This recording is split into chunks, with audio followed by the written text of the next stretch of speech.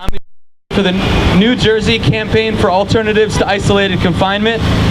We've been working on this issue specifically for a number of years, even though many of our members have been working on this for much longer than just a few years. I'm also the associate pastor of the Reformed Church of Highland Park, and we're really thrilled to have this kind of turnout at such quick notice.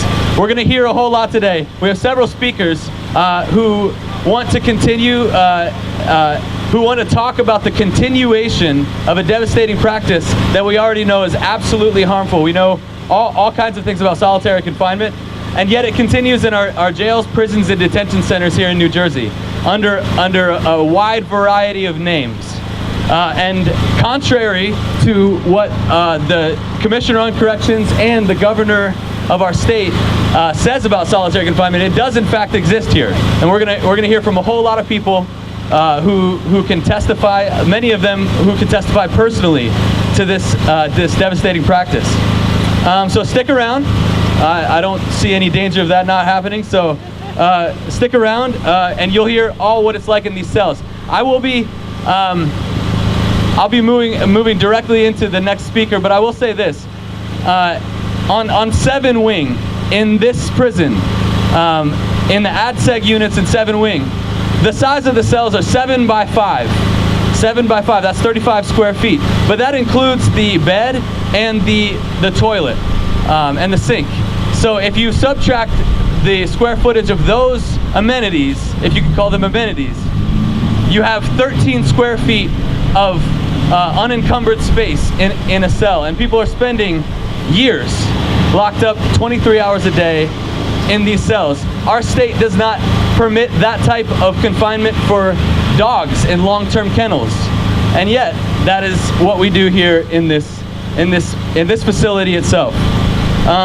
We want to say a big thank you to everyone who came out, but also we already did, but I want to thank Senator Lesniak, who's been our champion in a lot of ways to bring a really bold bill before the Senate, which flew right through the Senate thanks to Senator Lesniak, and it also flew right through the House of the Assembly, and our governor did veto it. So we'll hear a little bit about the anger and the disappointment and the fear that we have moving forward in this year under this administration. So the last thing I'll say, we are here to primarily condemn this practice, but we're also here to celebrate the victories that we have seen this last year. The conversation is moving forward. We know that this is happening, and we know that this will end in New Jersey, and we will see it end under our watch. So thanks for coming.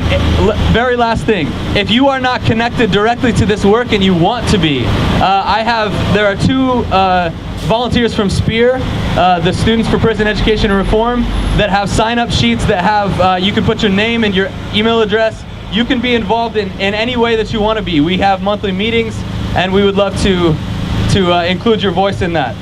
So without further ado, yes, and there are so many partners in this organization, but I also want to draw attention to the Integrated Justice Alliance has a Facebook page that disseminates all of the information that you need to participate in this important work. Without further ado, I do want to invite one person who has been a profound mentor in my life and many of your lives, I know. So Bonnie Kerness, she's the director of the Prison Watch program at AFSC. She's been monitoring these abuses for decades. So Bonnie, would you say a few words? Thank you. This is a picture that Ojeri Latulo, who spent 22 years in the Management Control Unit, did on the ADSEG. This is perhaps my 10th time standing outside this facility protesting the extreme use of solitary confinement in New Jersey prisons. In the mid-1980s, the AFSC Prison Watch program received a letter from Ojeri saying he had just been placed in the control unit without being charged with any infraction. He asked what a control unit was, why he was there, and how long he would have to stay there. Some of the answers to those questions would last over the next 22 years that the AFSC monitored Ojeri and others imprisoned in that isolation unit. In the case of the MCU, the prisoners were all black and political. There was an officer that wrote a book in the 1980s, and he said the guys singled out for the MCU were viewed as political leaders who needed to be segregated to keep them from influencing the rest of the population. That letter was written by Ojari 30 years ago, and it echoes one we received last week from the Special Needs Unit, reporting that a mentally ill prisoner was challenged to a fight and assaulted by a corrections officer. Another wrote from the Involuntary Protective Custody Unit feeling suicidal about the isolation he was enduring. Until 2008, New Jersey also had a Security Threat Group Management Unit, a 900-bed unit designed specifically for young men of color charged with being gang members.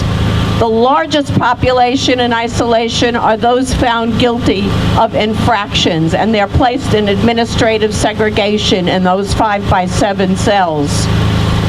There are many forms of isolation in a state where our governor maintains that the use of solitary confinement does not exist in New Jersey prisons.